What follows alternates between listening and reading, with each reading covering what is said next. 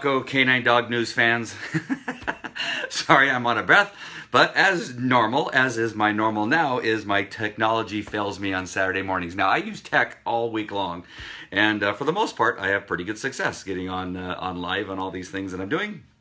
But my computer today had a little glitch, so sorry for the delay.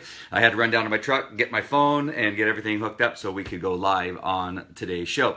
Now, we have three really cool stories that are actually fairly amazing stories, I think. And so we're going to get into those in a minute. Make sure that if this is your first time watching this, that you subscribe, that you share, and you like with, and share it with anybody that you think in your family would enjoy anything about dogs. Now, this is what this program is about, anything about dogs. We're going to talk about dog news. We're going to talk about dog products. We're going to talk about anything related to dogs. We have a couple of TV shows that we're producing right now with a very large network that you'll recognize if I were to tell you. And so we have a lot of stuff going on, and all this will be brought through in this particular program. And we talk all week long about dogs too. So we just dropped off Morty the mortuary dog in Simi Valley. Hello, Mark. And we're off to a little bit of a shaky start with Morty, and I'll talk about that actually after I talk about the next three stories. And something that's really important to understand as you're getting new dogs, and you are, if you're purchasing a service dog or something like that, that we're going to talk about some important things that you need to know about that particular aspect. So we'll talk about that after the stories. The link up top that says Falco Canine TV, if you are, again, if you're new and have not done that yet, click on that link, and we're going to give you a report on training your dog with love and respect. I think you'll really enjoy it. It's a different way of looking at raising dogs, but I think it's really the only way you should look at raising dogs. And we found it over the 30 years of developing our training system and how we relate to human beings, and that our training is mostly focused on the human. It just really speaks volumes when you look at it in the way that we put together in that particular program about raising a dog and having a relationship with your dog.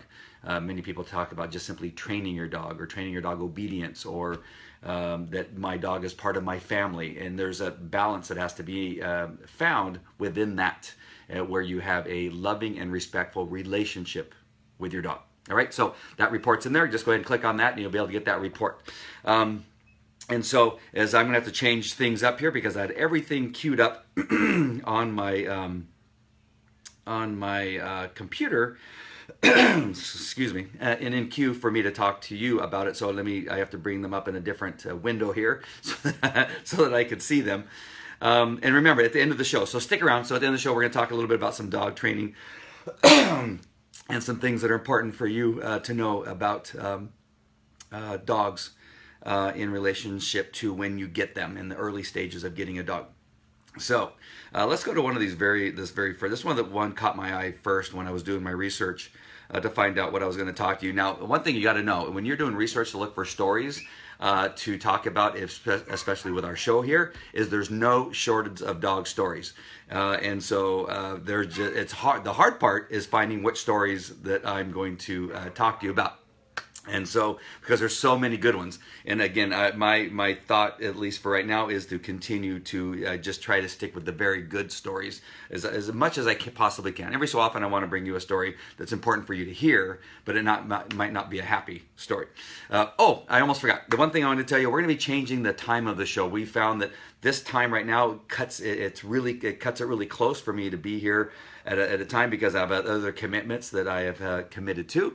And so also I want your feedback. So if there's times that you would like to see the show, whether it's just simply I want it to remain on the weekends, or I'd like to say it in the middle of the week, or see it in the middle of the week, or whatever that may be, give me your thoughts on that as you're watching this in the comment section. That would be fantastic.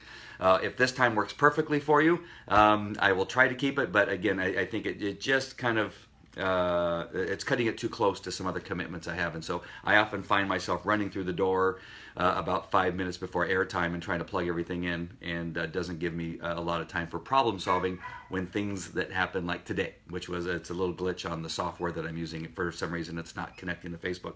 All right, so now to our stories. So this is titled Unstoppable Dog. This comes to us from NBC, or Channel 4, which is NBC here in Los Angeles. And it's unstoppable. The dog recovering after overcoming death twice. Veterinarians are calling a terrier mix who was shot by her former owner. I know that's not very happy. I know I promised that it would be happy, but the happy part is coming. Former owner in Riverside, an unstoppable miracle dog after she was attacked by another dog earlier this week and overcame death once again. Back in June, 3-year-old Shayla and 5 other dogs were shot from behind by their now former owner in Riverside. I wonder what's happening to that guy. That doesn't say what's happening to him in the story. Shelter Hope Pet Shop, a Ventura County rescue group, picked up Shayla, and the road to recovery from a bullet to the hips began. I love her, said Mary Emmerich, who was fostering Shayla and getting her back on 4 paws. She never gave up. But on Tuesday morning, she went out walking near her Moore Park home, and Big. That doesn't make sense. Unleashed dogs. And big unleashed dogs got out and set their sights and teeth on Shayla.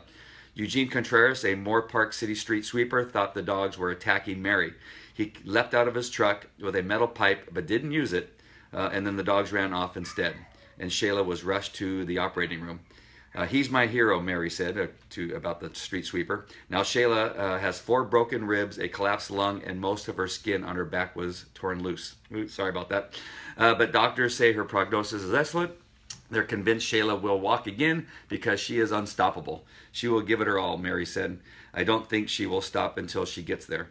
A report was filed with the Ventura County Department of Animal Services regarding the dogs who attacked. Frere says this is a good reminder to keep large dogs under control and on leash. Anyone could help with Shayla's recovery by contacting Shelter Hope Pet Shop at info@shelterhopepetshop.org or by visiting shelterhopepetshop.org for more information. So make sure and do that. I'm sure that this is going to be very costly for Mary, who's taking care of this dog. But can you imagine this dog gets shot? It's almost like, I don't want to compare anything whatsoever, so nobody get all crazy on me between military and dogs, all right? But that's the worst thing when you hear those stories, when somebody comes back from 2 terms in Iraq, tours in Iraq or something like that, and then come home and then something bad happens to them. They're in this war-torn country, right? Getting with bombs all around them, and then they come home and then something bad happens to them, and then you have this dog who gets shot, right, and recovers. Oh, thank God she recovered from being shot, and then going for a walk and gets attacked by other dogs. Just so disheartening for this particular dog. But Shayla's strong. She has Mary in her life, which is fantastic. It's great to have these people who just care about dogs so much that they rescue them and foster them and take care of them. But let's all wish Shayla a healthy recovery, and make sure to go to info@shelterhopepetshop.org, shelterhopepetshop.org, and see what you can do. A couple bucks or whatever it is that you can afford to send their way. That would be fantastic, I think. This was published on September 17th. So yeah, so right now it's still current. It just happened. And so make sure there and go help Shayla out. But that poor dog, but thankfully the dog survived and is going to continue. And I said that these were going to be happy stories, right? Well, they kind of, I'm trying to, find the positive side of these things, but this is a positive one. It just sounds bad. Maid of honor carries family's dying dog down the aisle for the couple. So this couple is getting married, and I wish my computer's working so you can see a beautiful couple. Here's their dog being carried down the aisle in their wedding. A maid of honor carried a bride's beloved dog down the aisle this month when the pup was too weak to meet her and the groom at the end. Both of us just dropped to our knees and started crying, bride Kelly O'Connell of Denver, Colorado, told ABC News today of her dog Charlie. To see him being carried a few feet, it kind of solidified for me that it's not the Charlie he'd like to be. He was aging, and it hit me knowing that he has lost a lot. Sorry. The reading is a little difficult today. She added, he was a very sweet dog. He loved everybody, but I was definitely his person. his human. Charlie Bear, a 15-year-old black lab, was adopted by O'Connell in 2002 when she was 19 years old and living in New York. In April of this year, Charlie was diagnosed with brain tumor, but O'Connell, now 33, said it was important to her and her now husband, James Garvin, both veterinarians, for their dog to attend their wedding. Photographer and family friend Jean captured the touching moment of O'Connell's maid of honor and sister, Katie Lloyd, carrying Charlie down the aisle when he couldn't make it on his own. I was like, I have to keep shooting even though I'm in a puddle of tears behind the camera. It was a story. Sadly, on September night, Charlie succumbed to his illness and died. Just days after the nuptials, they shared the photographs of Charlie. She snapped at the wedding onto Facebook, where they received over 16,000 shares. I'll make sure and put the story in the replay for this particular episode of our show. It makes me so happy because I know they're having the connection with their dog. O'Connell said the attention to her wedding photos reminds us we wouldn't be feeling this much pain if we didn't give so much in joy, if the pets didn't give so much in joy. O'Connell said the plans on having the photos of Charlie blown up and displayed in the home. And so the reason I bring up this story is that just because at the end we're going to talk about when you bring a dog into your home and what you need to expect and what things can happen, is that relationship that I talk about on that particular paper. That's available to you by signing into that website up in the description. Is that you develop this closeness through an understanding of love and respect. And it sounds like they had that. These are two veterinarians, had this dog in their home. They see the dog has this this tumor, and then bringing the dog into the fold. And at the beginning of their life together, towards the end of the life of the dog, is just that connection that you have, and that I really think you need to have with your pet. Really, really important. In my when I proposed to my wife, one of the things I did was put the ring that I was going to use for the proposal on the dog's collar. And and then so when the dog came up to pet her, or when the dog came up to greet Beth and jumped on the bed, so sorry, that Beth immediately saw the ring hanging from the collar, and then my daughter and I, who was about 7 or 8 at the time, we proposed to her together. And so again, bringing the dogs into that life. The dog needs to be a part of the family, but there needs to be an understanding of where that dog fits into the family also. And so that's going to be an important thing we're going to talk about. But having the dogs being a part of your life, that's the goal here at Falco Canine Academy. Whenever somebody comes to us with their dog, the worst thing that I could see is the dog is being stuck in the backyard because of behavioral problems, or because they didn't understand how to work with the dog. And so when the dog ends up just simply stuck in the backyard or in a kennel and rarely gets out because the human-dog connection, the relationship has been broken, then you don't have these moments that when the dog is at a time where it's getting ready to leave this earth, and you have this thing happening that you would not think to bring that dog into this situation or into this celebration, where when you have developed a good, firm relationship with your dog over time, and have a firm understanding of who each being is within the home, you can have these moments, right? You want these moments, you desire these moments, and these moments come out of you when you're doing things, and you want to include the dog. If you don't have a relationship with your dog, and the relationship is challenged, and there is no love and respect, it's going to be the last thing you're going to think of. Nobody will bring their dog to their wedding, right? Nobody will bring their dog to a restaurant, much less to on a walk, if you don't have that connection, that relationship. But what I like is that I understand, and it's very clear that they have developed this loving and respectful relationship with their dog, to want and desire and to find a way, any way whatsoever, that this dog can be part of the celebration of this new life. And so this, I love. These kinds of stories I love. These are examples of what can happen if you take the time to develop that relationship between you and your dog. So that's my purpose for bringing the story. And I know I talked about not having sad stuff on there, and it's very sad. I'm looking at the picture now of the bridesmaid and the bride cuddling the dog, Charlie. And it should be looked at. It's just a happy story. I know this is a happy story because I know that dog had a fantastic life. Look at what she did, the bride, to make sure that this dog was a part of her wedding. You know, many brides don't want anything to take away from their moment, right? This is their moment. They've dreamt about it since they've been little girls, and maybe the husband, same way, you know, he dreamt about this moment with his soon-to-be wife and then wife at the ceremony, and you're thinking, it just should be about us, right? We want to have this memory. We want it all to be about us. And the fact that they have this dog who clearly is going to take the spotlight away from them speaks volumes about the relationship they developed with their dog, right? So let's all strive for that. I know I have to do a better job with our dog Hazel that's at our house.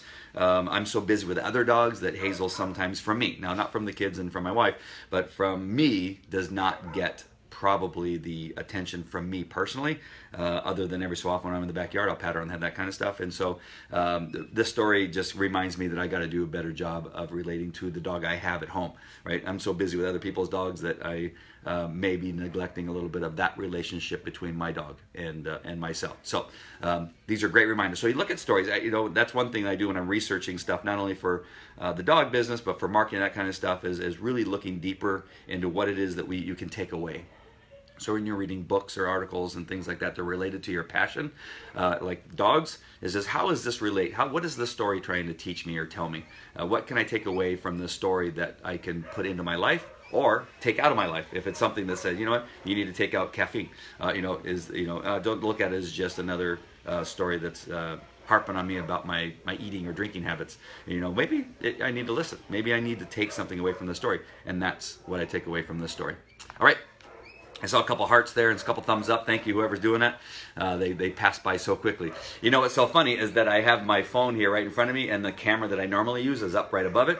And if you see me looking up over, like I'm looking over your shoulder, it's because I keep looking at the camera, which is still on because I'm still plugged into my computer here. So sorry about that. All right, let's talk about this. This was a really cool, this one I found at the very last moment. And this one's pretty cool. I actually did not even get a chance to read it all the way through. So this is going to be just as new to you as it is to me. Or me as it is to you. All right, so blind dog surprised everyone by suddenly regaining her sight. Roxy's parents, I like the story because the font's a lot bigger than that last story. The last one, I think it was like in a 2 font. All right, Roxy's parents adopted her when she was 4 years old, and over the years, she was always the happiest, most active dog they'd ever met. Then one day, Roxy began to change. In March, she didn't get to the ball before our other dog, Murphy, which was very unusual. The other dog's name is Murphy. John Redmond, Roxy's dad, told the dodo. Oh, I got the dodo again. Dodo must have a lot of good. It's a good animal website or blog. We went to a local vet who thought she had an eye infection and gave us drops. The next day, she was bumping into things and walked off a seawall. Roxy's parents took her to the Animal Health Trust, AHT. To see a specialist who could hopefully figure out what was happening to her. After examining Roxy, the doctor confirmed that Roxy's parents had feared. She was going blind in both eyes.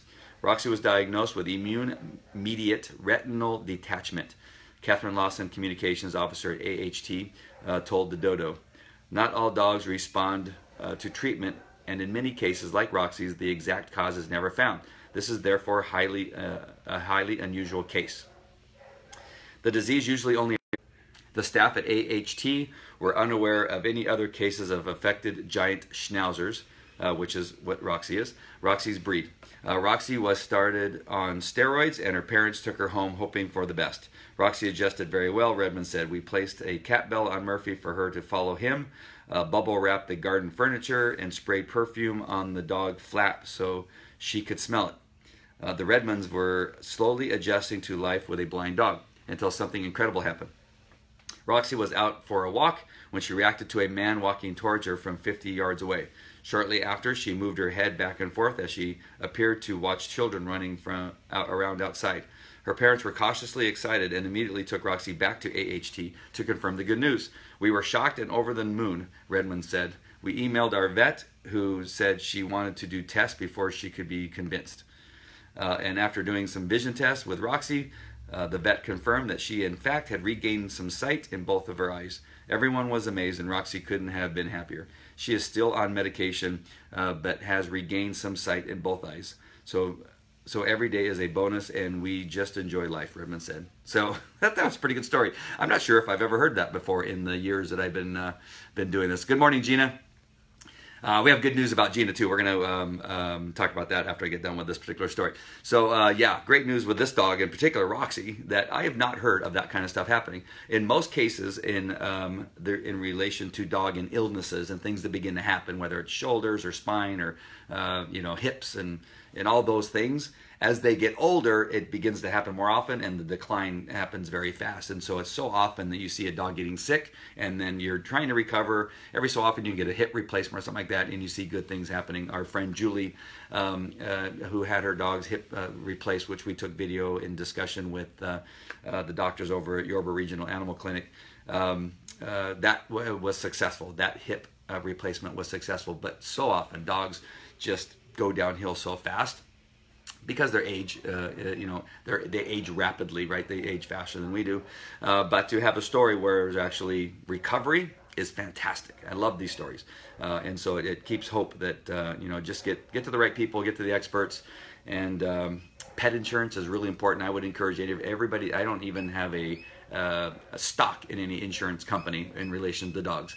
But I would recommend, I've heard so many stories where somebody had a dog that had pet insurance and something happened and it would have cost them $5,000, $10,000, which they never would have been able to pay, and would have had to make the choice, euthanize the dog or get surgery for the dog.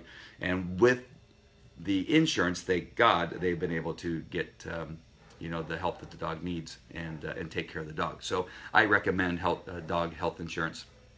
And there's a couple out there. I'm not going to name one right now, but there's one right down the street from where I live, like just a block away. The headquarters is. So I would recommend pet insurance for sure, because you want to make sure the dog gets the help that it needs. It looks like they went to a specialist who decided to take this action that has possibly been worked before, and here's an example of how it works. So it's fantastic. So those are our 3 stories for the day. Reminding you again to subscribe, like, and share. Subscribe is going to be important because we're going to be changing the time. I'm convinced that we're going to change the time. So if you have any thoughts on where you would like to see the show, if you would like it to remain on weekends, or you want it to go maybe sometime during the week, maybe more often, just let me know what that is, because this time slot that I have right now just is very challenging for me and the things that we're doing here at Falco Canine Academy. Gina Brunick, I want to talk to her right now. She's on screen. I'm so happy. We had our final meeting that finalized the contract of her just completely managing and taking over the pet dog training part of our business here in Orange County. And since both of us, as our first venture into that aspect of the pet dog business, it took us a little bit to get that all done, but we were able to finalize everything. She is a full-fledged Falco Canine Academy pet dog manager, trainer, and handles everything now. And I'm so happy. I'm just the discussion we had yesterday, how she wants to expand on the classes and increase some of the aspects of what we do in our intermediate and advanced classes. I was able to share some of the things we did in the past, and then just brainstorming how we can make it better. The thought of adding more value, not the thought, the drive to adding more value to what we already have. So understand this: if you join Falco Canine Academy, you get not only, if you're at the live training, where the hands-on training, where you meet us at the training facility, you not only get that training with our fantastic trainers. Not only that, and that's what you get with most dog trainers, right? You go to PetSmart Petco, you go to the park and you see their trainers, and then you go home, right? You get a manual, which you get before the class starts, which you can read and take a look at and be prepared for when you go there, so you have the right equipment, that kind of stuff. You get a membership site, which you log into. It's included. You log into, and if you just go there after your class, because what happens is when you're in class, the instructors are talking, you got 5 or 6 dogs on either side of you, right? And maybe a dog is barking, maybe they're talking over here. And although our team is trained very well on how to manage that and make sure everybody gets value out of that 1 hour time, there's no doubt going to be something you're going to miss, because you're sitting there dealing with your dog, and every so often our mind goes, you know what, well, after training, I'm going to go to Whole Foods, and then the trainer says, forward! You go, oh, what were you just talking about? And so you miss stuff, right? And so you can go home, and listen to and watch a presentation of what happened on that day. Right, so that's what's in the membership site. So day one, you're at day one of training on the field, and you go home. What were they talking about again? I forgot what they said about this one thing. You get to listen to my darn voice, so I apologize for that. But you get to listen to me explain again what happened on day one and what you're supposed to be focused on. All right, so that's added value. And then, of course, we have our other online programs that are on that same website. So if you wanted to find out how to feed your dog raw and natural, if you wanted to find out how to have your dog perform well at a dog park and what you need to do at a dog park, that is in that program also. You have day-to-day dog training, which is just things that happen during the day and what you want to work on during the day, just at your average stuff. That program's in there. It's all there. So you get that. You have a Facebook page, right? This Facebook page that you're on right now and watching this. You have all of our other Facebook pages available to you, obviously, the Healthy Dog Network. And then Gina has put together a fantastic Facebook page just for the people that attend class to share their thoughts and their videos and their pictures and that kind of stuff. There's no other dog training program on the planet that gives you all the things that we give you. It would be enough just to give you Gina. That would be enough. That would be the value, right? Everything else on that is icing on the cake in value. So I'm just happy that Gina's a part of it. Again, we had a great discussion, and I bring up Whole Foods because that's where we were. We were at Whole Foods when we put this contract together. So a toast to Whole Foods, a toast to Gina. Welcome, Gina. I love you, and just so happy that you are on board. And I'm just looking forward to some amazing stuff. We're going to do some more shows from the field over there in the near future. And so that was fantastic. So, all right, so what I want to talk about now is when you bring a dog into your home for the first time. So, and this is for everybody. All of you that have a dog now and think, well, I'm going to sign off now. I'm going to go, mow the lawn. You might want to listen to this because you're going to get another dog. And so I want you to hear about bringing a dog into your home, a new dog into your home, and the things that can happen and the things that you want to be prepared for and expect. All right, so first of all, let's talk about, you have a history with dogs, right? You had a dog when you were a kid. Maybe you're young now and this is your first dog that you currently have, and then we're just going to say, we're going to go on the premise that you have a dog now. So for those of you who have a dog now, you're going to get used to that dog, right? You're going to get used to where that dog is, and maybe he's a pain in the butt, or maybe the dog is perfect. He's either came to you perfect, or you did a perfect job of training that dog. And so we get into a routine with that dog, right? We get into a routine of, dealing with how the dog, eats the yard furniture, or still poops in this one place that he just loves to poop every so often and pees, and it drives you crazy, right? And so all this stuff. Or you have a dog that's just perfect, and I love this dog. And so this dog, this giant schnauzer, which is on the picture in front of me. This giant schnauzer is so awesome. I love this giant schnauzer. I'm going to get another giant schnauzer, because if I get another giant schnauzer, he or she is going to be just like my current giant schnauzer. And I want to tell you that that's not true. It is very unlikely that the next dog is going to be just like the current dog you have. Now, the next dog could be better than the dog you have, or the dog could be worse or bad or whatever, right? So that's that. So if you've never had a dog before, you have no pre-existing ideas of what a dog is supposed to be, then that's actually not too bad, right? But I want you to listen to the rest of this, because this is what you need to know. And so I'm going to be speaking to both people that have had dogs before, currently have a dog, or don't have a dog now. So you're bringing this new dog in, and what the thoughts are when you bring this dog in is usually, wow, this dog is so cute, or I've always wanted this type of breed, or my dad had one of these dogs, so I want one of these dogs. Whatever it is, you have a notion that when you bring this dog in, that it is going to be a positive experience, and you're going to have these ideas of just like a marriage or a relationship you're getting into. God, I met this great girl or this great guy, and oh God, they're dreamy, and you have fireworks and everything's fantastic. I cannot wait until we get to, sail the world together and do all this stuff, and you have all these dreams and ideas, right? The dog comes in, and you're thinking, we're going to go for walks, and we're going to do all this kind of stuff. And then reality sets in, right away. And so that dog that you were going to do all these things with may come in and be really, really confused. Now, at the shelter or the people's home where you saw the dog is happy, running around and this kind of stuff, and just excited. And when you bring the dog home, all of a sudden the dog is somewhat confused, looking at you like, who are you? And they get these weird eyes that they didn't have at the other place. That's one thing that can happen. And I want you to be aware that that is normal. It's not you, it's not the dog necessarily, but you need to know that sometimes the dog will come into a new environment, and the sudden change of environment, maybe the sights, smells, sounds, maybe the overwhelming thought that it's in this new environment and the dog is just so confused that it's overwhelmed, can cause a few things. It can cause a dog that maybe used to be housebroken now pee or poop inside a house. It can cause a dog that's normally been very sociable suddenly become a little growly and a little bit suspecting of people and fearful when before it showed confidence and happiness at this other location. Or you have a dog that now just tears up everything. Right? And the people say, well, the dog never tore up anything while it was here. I don't know why it's tearing stuff up at your house. So just know that the first 2 weeks are the most difficult, right? And so what happens, and the reason I bring this up is what happens is quite often people like the second day, which has happened to us a couple times when the dog comes to people's homes, and this is the reason why I bring it up, is that when a dog comes in, the first 2 days, which I've told them are the hardest, right? You're bringing a life, another life that you know very little about into your home. And the expectations of that it's going to be fantastic. And when it's not, then they want to get rid of it. They want to repel it right away. Let's get rid of it right away. But I encourage people, as long as it's not dangerous. Like if a dog is attacking one of the children and trying to eat them, then let's move the dog out, right?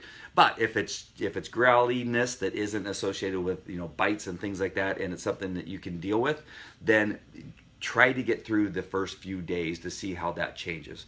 So I want you to understand that you're going to have these things. Now, it doesn't happen a lot with puppies.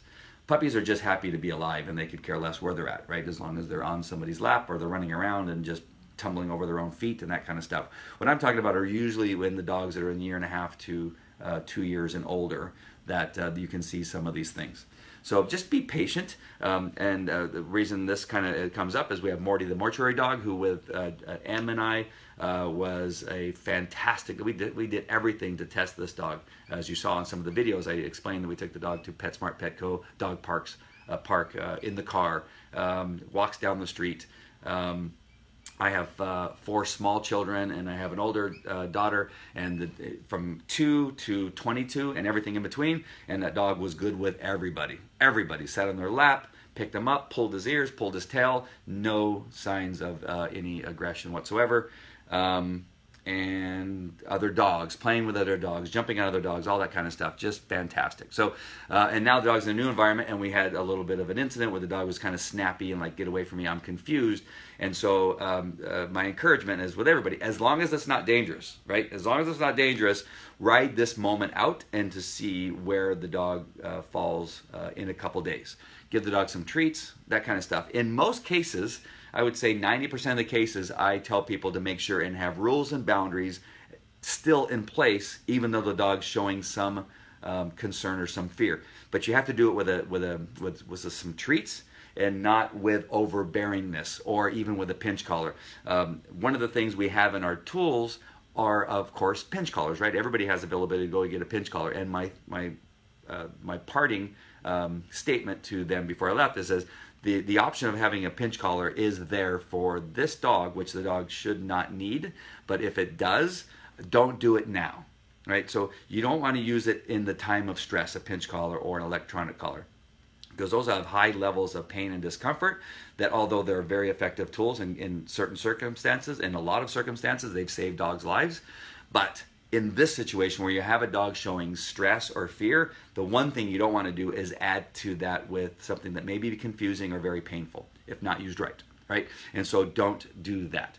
And so we shared with them to make sure and just kind of keep the dog away from other people for a little while, let the dog kind of get used to it's no longer with us, and that's probably the biggest issue. At my house, with this dog in particular, there's structure, right? It can't go running out of a door. It has to sit before it goes out a door, has to sit before it eats. There's a lot of structure, and when that changes, that can cause some concern because it's used to being bossed of lead by a leader. M, same thing. She had the same protocol, and that dog really liked M. So that dog's no longer in the picture, right? And so it causes confusion. So we need to take the time, but don't also take away the rules and boundaries. Those still need to kind of be in place. Make the dog sit before it eats. Make sure the dog sits before it goes out a door, because you don't want then to become overly nice, and that is the danger. That's kind of the point where I'm going to get right now, is that our tendency is to get overly nice really, really fast, right? The dog's fearful, the dog's stressed. Let's let the dog have freedom. Here's some food here, just have the food. We're going to give you plenty of food, just come and get it when you want, right? We begin to overcompensate for a dog that's showing fear and stress and concern. No, that is not the right thing to do. That is the last thing you want to do. Now, petting the dog, calming the dog, don't go through a lot of obedience. That's true, but don't cave in and give the dog this overwhelming amount of love. Overdoing the love without the respect, right? Overdoing the love can cause so much more of a problem, because now this becomes the dog's new normal. And when it doesn't have the freedom, doesn't have all that love, it will actually exacerbate the issue of aggression and fear and all those other things, because now the dog's really confused that now it feels like it's on its own. It's got to take care of itself. Thank you, Gina. Some people give up too fast. Yes, some people give up too fast. And the one thing is that if you stay strong, right, still maintain the rules and boundaries to a certain extent, but again, not being over heavy-handed and that kind of stuff. If you maintain that, the relationship grows so fast, and now you have great things happen. All right, so be patient as you're bringing a new dog in. That shows that kind of thing. Now, those of you that bring a dog into the house and the dog goes, "Oh, thank God I'm out of that kennel. I'm so happy. I love you. I love you. I love you." Now, same thing. Rules and boundaries are super important, right? Because you want to maintain that relationship of that dog loving you and liking you. And if you're not a leader, I'm telling you, I promise you, I will go to my grave telling you, if a dog does not look at you as a leader, they are not happy. A dog needs to look at you as a leader in order to be happy.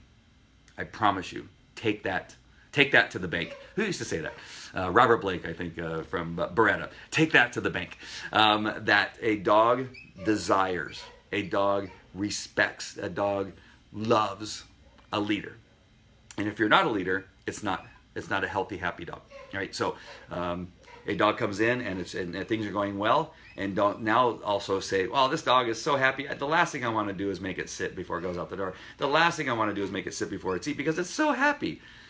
No, you better make that dog sit before it eats. You make that dog sit before it goes out the door. You make that dog sit instead of jumping all over you and scratching your body and scratching your arms and tearing your shirt. So important. So important. That was my last point, is that whether the dog is happy or sad or fearful, rules and boundaries are important. Maintain those. Be patient with the dogs that are struggling in a new home. Just stay patient, stay strong, stay vigilant. Have a leash on the dog even then when the dog is showing some fear and some concern. It allows you to have a hold of the dog, because if the dog decides to show aggression, you're going to have the ability to control the dog a lot better if it has a leash on. So that leash on the first 14 days or so when you're around the dog are really, really important too. All right? So that's my advice to you. It's very important we talk about those things, because I like to talk about things that are currently happening with us, and like to bring everything out on the table. If you've ever learned anything about us at Falco Canine Academy, is we put everything out on the table. If you want to talk about electronic collars, I'll talk about them. If you want to talk about the horrible way I was trained to train a dog, which was sharpened pinch collars and a stick to hit them with, I will be more than happy to talk about that. If you want to challenge me on our training philosophies and equipment, I'm more than happy to listen to you and talk about why we do it, and that is fine with me. If you are a dog trainer and you only train with a clicker and food, that is fantastic. I love that you do that, and I love that you have that commitment to that tool, and that's fine, and I think it's great. I've seen some great things done with a clicker. I've seen some great things done with electronic collar. I've seen some horrible things done with people that are food reward dogs. Horrible. Almost more horrible than the things I've seen with people that use an electronic collar.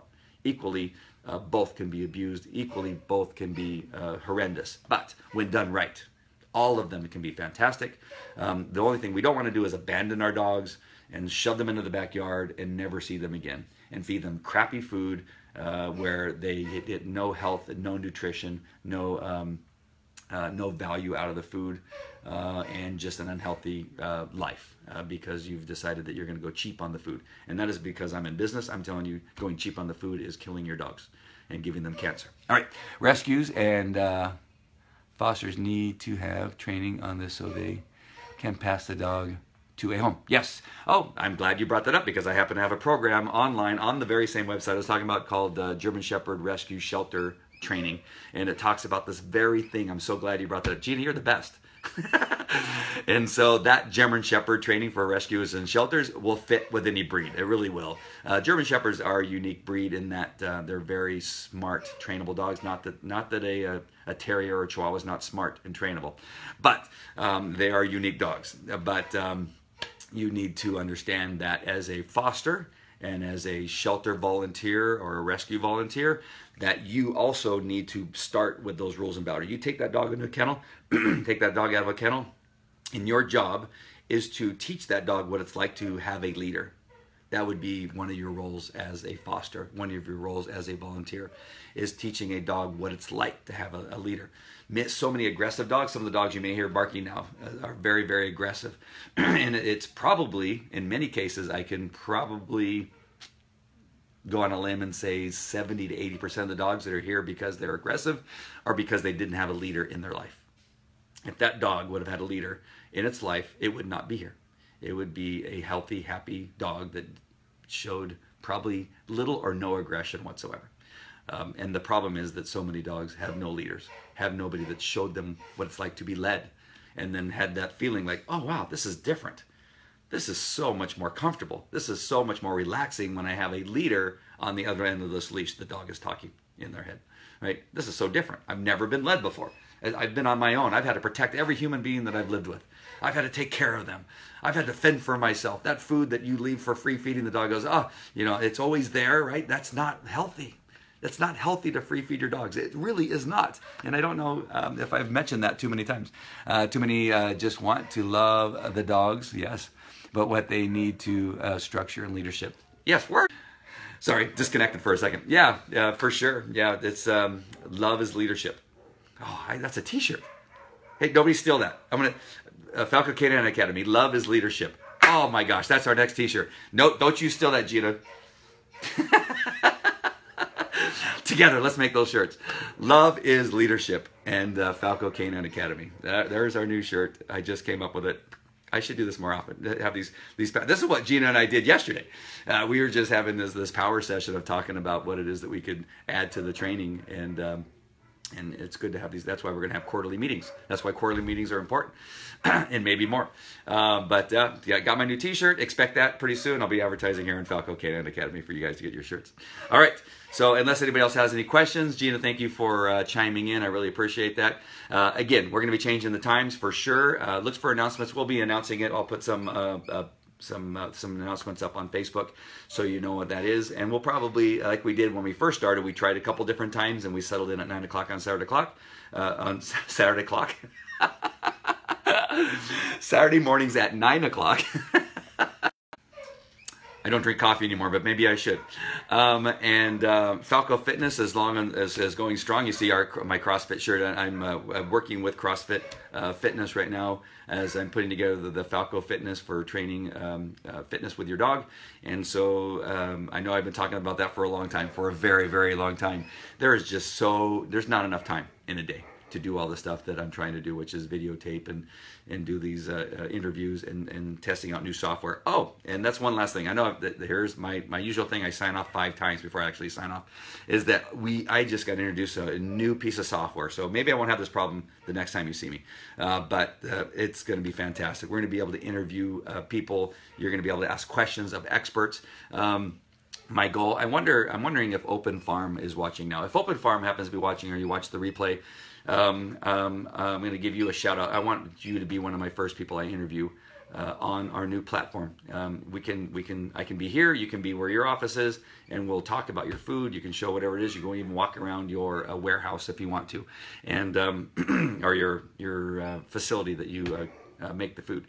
And so I want Open Farm to be one of them that we interview. If there's somebody that you would like me to interview in the dog world, I don't care who it is.